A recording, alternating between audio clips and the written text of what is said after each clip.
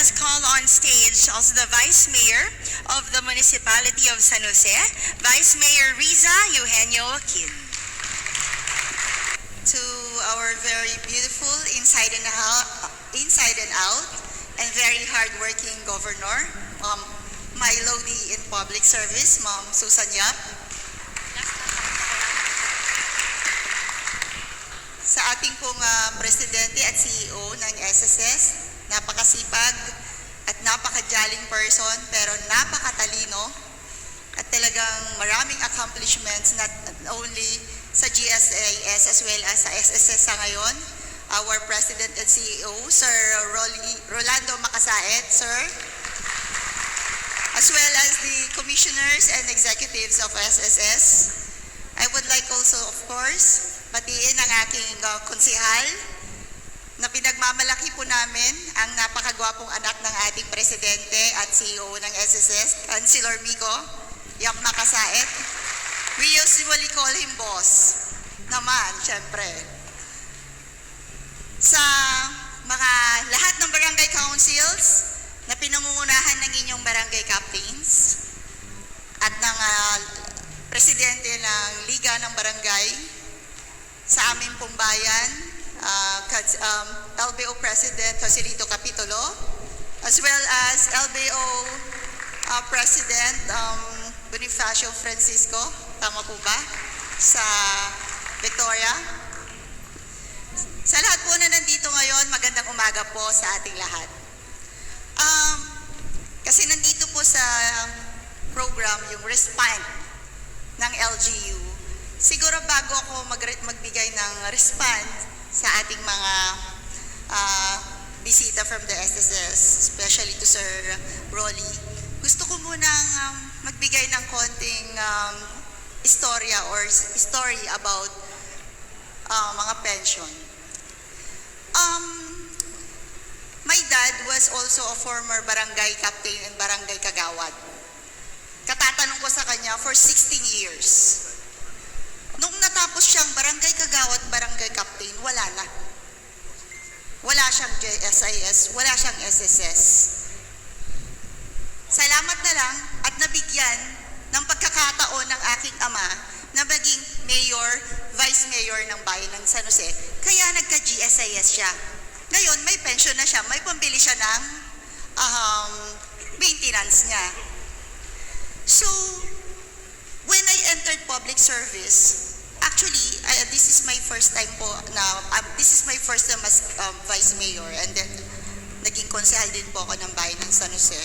Nung pumasok ako bilang isang public servant, naging dilema ko, kasi I care so much to my barangay councils. Wala silang benefits. Pagkatapos ng term nila, as barangay kagawad, barangay captain, wala na. Wala silang GSIS, hindi kagaya namin sa pag-employed ka. I even remember, during election time, nandito si former Mayor Esco Moreno, tatakbo siyang presidente. I really raised my hand, kasi may open forum.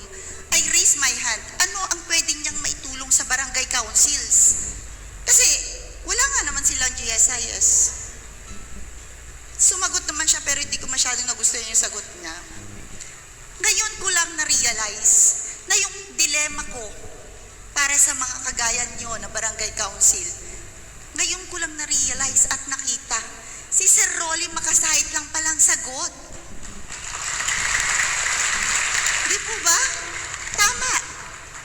Dahil sa kanyang brilliant na ideya, MOA, para magkaroon kayo ng SSS. For today, you will not appreciate. Makakaltas nga naman sa honorarium nyo. But, in the future, you're gonna thank him forever. Because ang SSS na ihuhulog nyo ay hindi lang kayo ang makikinabang, kundi pati sa mga pamilya nyo.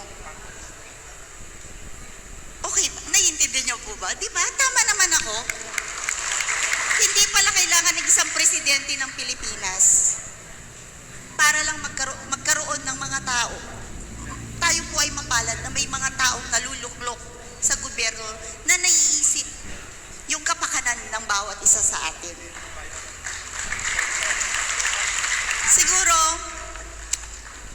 on behalf po ng bayan ng San Jose at ng mga nandito na rin, dahil po ang aming mayor ay hindi nakarating, may iba pong lakad, so I was here, I am here. On behalf po, kami po ay magpapasalamat and congratulations to the leadership of Sir Rolly. Congratulations for a job well done and another great achievement and accomplishment on his leadership. And thank you, sir.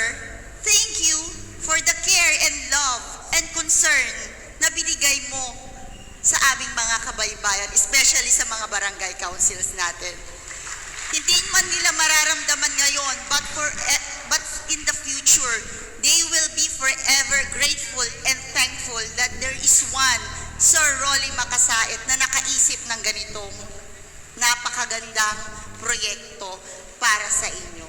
So palakpakan po natin ang ating presidente as well as sa mga commissioners and executives for this napakagandang proyekto para sa ating lahat. So yun lamang po. Thank you so much. God bless us all.